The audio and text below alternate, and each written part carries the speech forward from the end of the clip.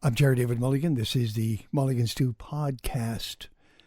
There have been times in my life when I have been just the luckiest guy in the world, in the right place at the right time. I'll give you two examples. I was doing Molson beer commercials, Molson Golden Ale beer commercials in Toronto, at a time when I had not a penny in my pocket. And living in Vancouver, I got this audition in Toronto and got cast in these ads. So I was the guy with the punchline, and they needed people for setup. They needed people to feed me the line so I could do it repeatedly. And it was setup, punchline for 30 seconds or 60 seconds. They hired the new cast members at Second City in the fire hall. So John Candy, Dan Aykroyd, Gilda Radner, the incredibly funny Andrea Martin, and the rest of the Second City cast joined us for 30 beer commercials. It was the best time I have ever had. The other part of this is that somewhere along the way, I also got to meet kids in the hall. Dave Foley, Kevin McDonald, Mark McKinney, Scott Thompson, Bruce McCulloch. And they have remarkably stood the test of time. They're back. They have a series. It's hugely popular. And a whole new generation are discovering the absurdist comedy of Kids in the Hall. And so it was a sort of a meeting of sorts when I convinced Scott, or where they were convinced or pushed to talk to me, Scott Thompson and Bruce McCulloch. And Scott Thompson had survived his battle with cancer and came back as funny as ever. And Bruce McCulloch was just a funny button pusher. The guy in the room who said things that nobody wanted to talk about, but were obvious. So Kids in the Hall. I wish I could have talked to all five of them, but it's great that I've got Scott Thompson, Bruce McCulloch in conversation. Enjoy this. There's no rhyme, no reason or thought behind the questions or answers. It's just us talking. Enjoy. How are you, sir? I'm very well. Very well. Thank you. Nice to talk to you again. I'm going to make an entrance. Thank you. I'll do that, and I'll lead into it. Can I start now? Yep. I'm going to hit record, yeah. Yeah, don't make sure. Hold on a second. Recording in progress. Yeah, thank you so much. Thank you so much. Be like a performer, Scott. Listen to and you'll know when to come in. Here we go. I'm Terry David Mulligan, and this is, once again, Mulligan Stew, CKUA Radio. We're talking to Alberta in this. We're also podcasting, and Bruce McCulloch has joined me again. And the last time, hello, Bruce. Hello, Terry. The last time that I talked to you in that bedroom at the Hotel McDonald, that we were sitting on the bed. Never right. Yes. I said to you, listen, when you do this Kids in the Hall get together, reunion, whatever, and we're doing our interviews, please bring anybody you want. Just don't bring the diva. Well, and Mr. Thompson, unfortunately, we have with us today. Is he here? Is he in the room? Remember, enter laughing. What were you saying? Enter laughing. Just that you are the soul and the heart of the Kids in the Hall, from your point of view. Oh, good. I went right time. Hello, Scott. Nice to see you, Terry David Mulligan. Thank you. We are still upright and breathing. It's astonishing. Where are you? I'm in what used to be a barn. I thought so. In Mill Bay, Vancouver Island, and somewhere just behind me are the stalls. But it's a great place for a studio. Oh, cool. And you are where, sir? I'm also in a barn. Thank you. Yeah. They call it a condo, but it's my barn. I've turned it Go finish, Scott.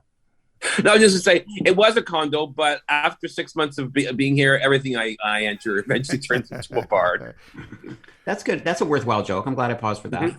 I was going to say I'm in a submarine, so if the sound is weird, you'll know why. It is weird. Thank you so much. Yeah. Well, it's nice to see you working the secondary markets. It's wonderful. Secondary markets. That's right. I thought this was the Great Canadian Gold Rush, but apparently not. Mm-hmm. I was just looking at news of the day, and it said, "Kids in the Hall are back," and underneath it said, Bruce, it says, "Gene Simmons says rock and roll is dead." Right. So that's your value now, today, right now, today. Gene Simmons, rock and roll is dead. Kids in the Hall are back. Amazing. I will take 1 minute and tell my Gene Simmons story that Scott has never heard. Thank you. When I was 16 years old, Reed Diamond and I, the original bass player from the Shadowy Men on a Shadowy Planet, went to see KISS play at a nurses' cabaret in Alberta, in Calgary. And we made fun of Gene Simmons, and because they were really hokey, and they had like a little Kiss that was about 2 feet tall. And when he did the blood pellet, and he went and the blood came out in his face, he came down with his big boots, and we were heckling him, and he said, "I'm gonna fucking kill you, kid. I'm gonna get you." And then, no lie, 35 years later, I'm at my house in Los Angeles. We have a long driveway on La Cuesta Drive. I look up at the head of the driveway, and there's Gene Simmons getting out of a black Escalade. And I thought, okay, he's finally come to get me. And where was he going?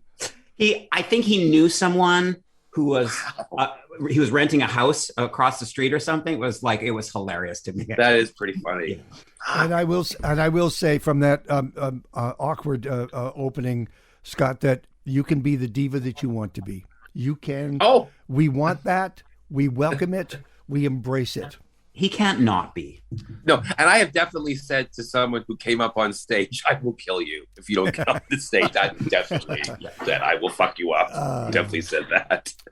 Did Foley show up for the series? Yeah, he was there. Okay. He was actually in good spirits, real good material. What about Kevin? But the funniest thing was we went and we got our heads cast before the show, and it's like I'm getting what? My head cast. And that was, I wasn't reading the call sheet correctly. I should have said no. And I went there and it's like, why are we getting our heads cast? He said, well, because Dave Foley thought it was a good idea. Is Dave getting his head cast? No, but you guys are. So I thought, again, revenge is a dish served cold. He was working on a creative moment. That's all. He wanted. Okay, he was. Okay, there was a reason for it, I'm sure. McKinney. But no, he was great in the series. Is McKinney still alive? Really, he's still alive. Is who? You know what's weird? Mark He McKinney? actually on a Zoom we had recently used the word joy. I've never heard joy come out of his mouth. That was kind of wonderful. Wasn't Dave it, did? Scott? Yeah. He said joy? Yeah, we were talking about if we should possibly do a second season. He said, I just want to do things that give me joy. It's like, we don't use words like joy. But let's start. Confused. I might need to make another entrance after that one. Joy. Joy. Oh my God! Speaking of joy, Wow. how about Did he call things? Did he call pain a gift? He didn't say that, did he? Is Kevin with us still? Yeah, he's also still alive. Well, yeah. He's in Winnipeg. He was actually in Florida doing Shakespeare outdoors. No. Mm-hmm. Yes. Which seems like a Willie Loman punchline. Wow. But he's with us, and he's happy, excited, and feeling joy as well. Yeah, joy. Scott, and he thinks of it as a gift. This is a gift. Kevin keeps saying this is a gift. Let's see if I can draw Scott into the conversation. Is this a reunion or what is it? What do you call it? Season 6. Thank you. Did COVID change funny? No, nothing can change funny. Yeah. Well, Scott had a good point when we were talking before, though. For us, it kind of, when we were doing the show, like we were luckily together when we started writing the show, which is really nice. Yeah. And then, so when COVID hit and then we were on Zoom for a while, we had been together. So we were in a really good rhythm. Yeah. But Scott had pointed out that like when we got there and we were finally filming and all these people are over there, like sort of astronauts with their stuff on or whatever, we were closer because it was just us in this weird, just this weird bubble, and it kind of made us closer as we were filming in some weird way. Mm-hmm. Yeah, absolutely. Because we were like us against the world. It was very much the whole COVID experience. I mean, it's difficult, and I would never want to do it again, like through that. But it does kind of sharpen you because you become it became our little world was just the 5 of us and surrounded by astronauts, and also trying to breathe. Not to be too weird or something, but I think COVID made us wanting to work and do what we do even more necessary. Like to be able to be silly. And we have a scene where I drive an easy chair down the street at 30 miles an hour. Yeah. And just the sheer weird joy of being able to do that after the catastrophe that COVID's been for each and every person felt pretty good. I got to tell you right now, as good as that chair scene was, Big Brown or Mr. Brown, whatever you call it, and you raced, Scott's hair flat out should get an Oscar. Scott's hair was the best hair I've ever seen him wear. Yeah. Yeah. My hair makes an appearance. And everything I did, that my hair steals the show, I think. Yeah, I think your hair should win a GLAAD award, Scott. That you finally get the recognition that you never had. Well, I will disagree with one thing. Funny has changed over the years. It ain't vaudeville, and it's not Wayne and Schuster on the Sullivan Show. You take us completely different funny. It's not set up punch, set up punch, set up punch. It's not, and in fact, you might wait a minute before you get to funny. Mm-hmm. We figure out what the hell you're doing and where you are and who these people are. Yeah, and I think, certainly Mark always says, I'm a character guy. Scott says he's a character guy. I go, okay, here's the premise. They're 16 on the pole, and the jokes come out pretty quickly. But sometimes, we do things, even some of our beloved stuff, My Pen, or whatever, there's no jokes in it. No jokes. And we will wait. And I think that's mostly really great with this series is that it seems like we're not afraid to take our time and just keep going. And I think that's one of the things that we have a kind of an old man's confidence to do that. I was thinking about your audience. Scotty, by the way, Scott, I need to ask you, how's your health? Oh, my health is great. The cat came in perfect timing. Yeah. My health is great. Yeah. I think your cat just stepped on. There you go. There you go. By the way, if we're going to introduce the cat, what's the cat's name? This is Rusty. Rusty, okay. And you guys do a twin cat scene. Oh, yeah, I love that scene. The cat's got the gun. Yeah, that's a really funny scene. Yeah, it's a scene about Kevin wrote about a guy who gets a cat and the cat tries to kill him. It's actually pretty simple, but it's quite funny. It is. Yeah. It's really funny. I love that scene. I was thinking about the 30 years. You realize I don't have time for answers, only questions. Yeah. 89 to 95. It was just a blur. I wonder that audience. Yep. Are you meeting your audience again? And can you bring a new generation to this? Do we know that? Can you feel that? What do you think? It feels like we're going to be able to. Yeah. It feels like it, but maybe I'm in the delusional phase. But it feels like we're bringing our old audience. We're showing them, we're updating it. And we're bringing a whole new crowd. I think that's going to happen. I do. Yeah. Well, I think that seems like an Amazon talking point, Scott. I think we have no idea. Well, we have no idea. I can tell just by being stopped on the street or, when I post 2 Kathy mugs and I get, 400,000 views. Like, I think people are excited. I don't know if the young generation. Yeah. I mean, my son is 15 and he likes us because weird ideas have no age. So I think weird ideas will hit and people will embrace them regardless of our external age. Our ideas are still young because comedy is always young, I think, in some way, or ours is. Scotty, I think we're going to find out, definitely there's been an awful lot of talk about comedy, everybody being ultra sensitive now. I think we're going to find that there's some things that we do that will piss some people off. And I'm certain that will happen. And I bet we don't even know what they are yet. But back in the 90s, didn't you? I don't think we even know. Did you have the same feeling in the 90s that you were going to? Oh, yeah.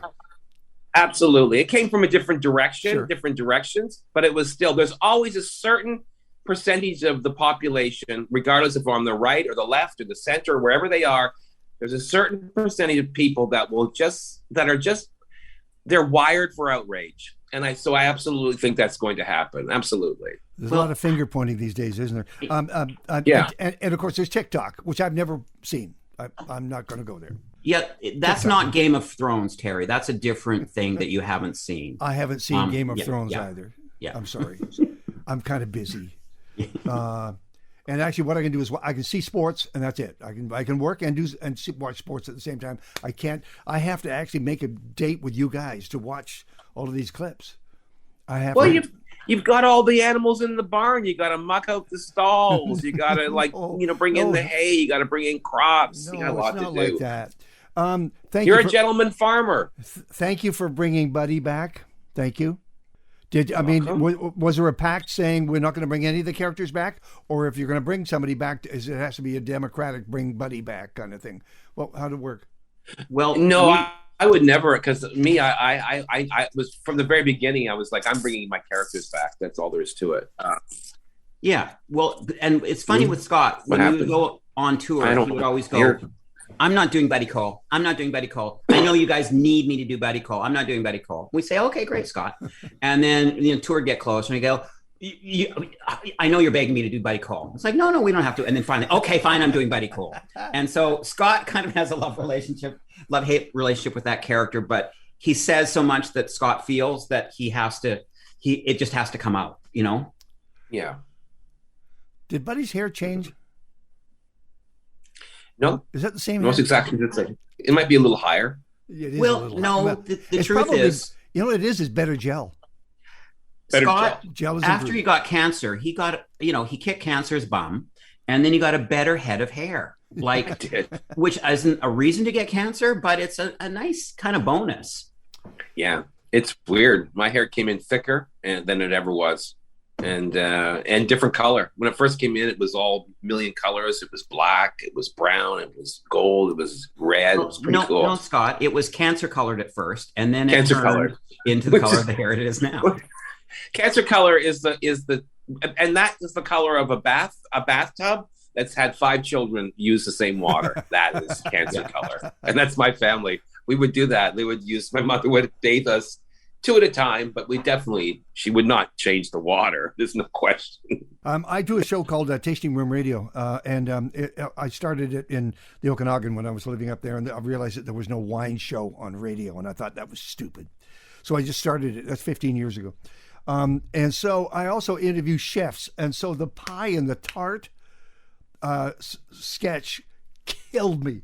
I'm laughing at 3 o'clock in the morning into my pillow. It is beautiful because it exists. It's absolutely true. Who wrote it? How did it come up? Well, that's a group scene. I mean, that idea came from me, but then everybody wrote that scene. But the characters come from a Mark scene from years ago. And I love those scenes. I love that. That's one of the things we're most proud of. But that scene I think it's one of the reasons it's so good in the show is because we did that on stage for quite a while. Okay, yeah. So it was really worked. But Mark, I think Mark was the center of that scene because all of us would be the foodie or the guy who would check out menus before before he went. We were once in a restaurant and sent over a bottle of wine by the owner that Mark tasted and sent back, which I thought, oh my God, you've got some brass ones there, son. You drink it, that swill, it's like, no, not for us. What, do you want something more expensive, sir? So that is us, but I think that's Mark's world more than anything. Oh, that is absolutely Mark. Yeah. I mean, Mark drives that scene. KITH and KITH, The Last Fan. Oh, yeah. That was a hard one to get in. We had a couple of scenes that we wrote before that didn't get accepted, but we finally landed on the Last Fax, which is interesting because I just heard a report on the radio the other day, which was about faxes and how the medical establishment still depends on them. And the legal has to have. And legal. Yeah. See, I had heard that the faxes, Ontario government was stopping to use the faxes, and I thought that was a great one for us. And I with KITH and KITH, I like that we talked about some other stuff where Scott's Kathy ran the company and stuff, and it's like, nah, we're still in the same place. We're still taking our shoes out of the plastic bag in the morning and having the same coffee cups. Yeah, we're still. That's right, because we did have one where my Kathy had gone ahead of Bruce's Kathy, and I was the head of HR, and then she got dragged up in an HR scandal. And I hope that we get to do it if we get a second season. But yeah, in a weird way, it made sense for them to have not gone too far. Yeah. I don't know when you wrapped production. Did the slap happen after production finished? Yes, long after, yeah. Would it have had an effect? Would you have found a scene somewhere? Well, it would have given me permission to slap Scott Thompson in a way I really wanted to. Okay. No, I don't think that would have an effect on us. We'd talk about it like everyone else, like, wow, what's happening in this world? Okay. But no, I think we would just have something to talk about. Or so Kevin and Dave would have something to talk about that wasn't goddamn hockey, you know? What did Lorne Michaels bring? I mean, I go back with Lorne Michaels to that whole terrific hour, that whole thing that he did way back when he was trying to have comedy liftoff in Toronto, CBC. And and they show it in the doc too, which is cool. Yeah. In the doc, absolutely. We'll get to the doc. Absolutely. So what did he bring? How did he affect the final product? Other than money. Yeah, well, he gives us he always gives us space. You know, it's the opposite. Having worked at Saturday Night Live, he's all over everything and says, "I'll take 40 seconds out of that scene." He didn't do that. He always, for us, knew that he needed to like book the studio time so we could go in and jam. And so that's what he's always done for us. And so he helped just set it up and protect us and make sure we were okay. Sure. Which is what he's always done. And he knew that we were 5 ferocious beasts that didn't need a very specific thing from him other than kind of nurturing. Yeah, he let us play, and he you know, and he would occasionally come in when it was needed, like in the documentary when we talk about the first taping of the pilot and Lorne carving us all, you know, a new asshole in between the two shows. That was very needed. He needed to pull out that angry coach and basically shame us. But that did not happen very often. But that was one where Lorne just said, no, they need to understand what's important and what they need to do. And that, I'm eternally grateful for that. But his real brilliance with us is to let us play, to trust. He trusted us. How did you like the rollout of Schitt's Creek and its effect? Well, you know, I had done another show, Young Drunk Punk, at the same time. Sure. And I remember like I was going to my one radio interview that I got for that one and just seeing billboards everywhere and bus things everywhere and going, oh, I guess that show is going to do a bit better than my show. But, you know, it was a weird show. You know, I directed one season of that show, season 4, but it's like, it took forever to kind of hit in the States. And I do feel like it was almost like a COVID thing. There's something comforting about it. And it may have exploded just before COVID. I may be wrong in terms of my timeline, but I do think that there was all of a sudden, it was this odd tipping point where, you know, my managers are going, wow, you did Schitt's Creek, Bruce. That's a big thing. It's like, yeah, I told you that I was doing it about a year ago. So it's odd how it exploded late. It's like a bomb that exploded late, I think. Did it get you? Yeah, I think it was kind of like Ted Lasso, too, the two of them. They were two funny comedies, but they had this heart that people seemed to need at the time. And I think that's why it exploded late, which is interesting because they exploded and then they left. It's weird. So then stay with us, Scott. What do kids bring? What are they bringing? Are they bringing heart? Are they bringing? Oh, no. Funny. Hope? Are they bringing hope? I think so. I mean, I think the fact that we're still out there is the thing that I'm still doing Gavin and I'm still trying to write Gavin jokes and we're still at it. I think that's the important part. I always, you know, think we're analogous with blues musicians who, you know, there can be 100 people there, 1,000 people there. We're just going to play. And so I think the fact that we're still alive, as we all are still alive after this, is the thing. Yeah. Scott, do you feel alive? You're frozen. You're frozen. So I guess that is hope, isn't it? I guess it is hope. You froze there for a second. Bruce is frozen. I'm not frozen. You're frozen. No, you're frozen. You're frozen. There he is. He's unfrozen. And you're cold. Yeah, you're cold. Don't worry, David. I can edit that out when I edit this, like I always edit all your things. Excellent. The documentary. I mean, there's lots of footage, obviously. Did you have any say in the final cut, or did it just show up as your documentary?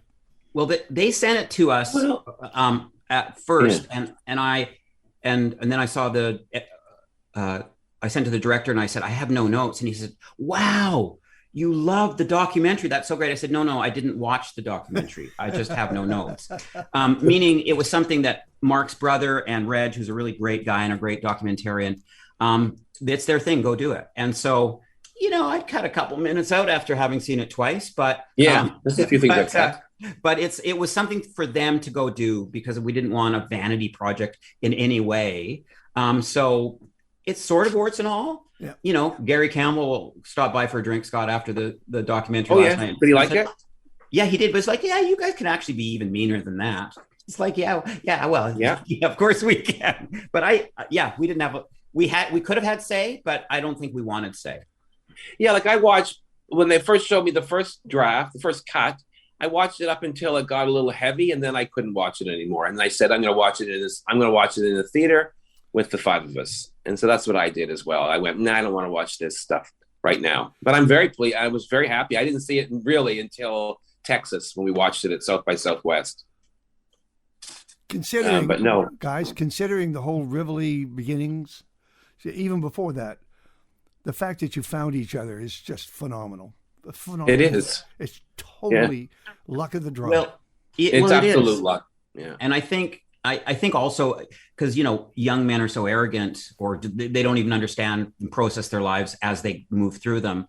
I think our importance to each other has really taken years and years, and as the doc says, I first understood it after Saturday Night Live because I'd sort of failed there and I didn't get along with these great comic minds. And it was like, oh no, these are my four wives. And, but it is a miracle we found each other. And we sort of talked, the documentary does that. I don't think it would have worked without one of us, No, absolutely. I will offer a $20 Canadian bill to the first performer, Kids in the Hall, that somehow gets my name into a script. If you could, just as a reference point, being absolutely an icon. Thank you. $20. Yeah. Okay. I've written it in many times, and it's like mean old bastard, Terry David Mulligan.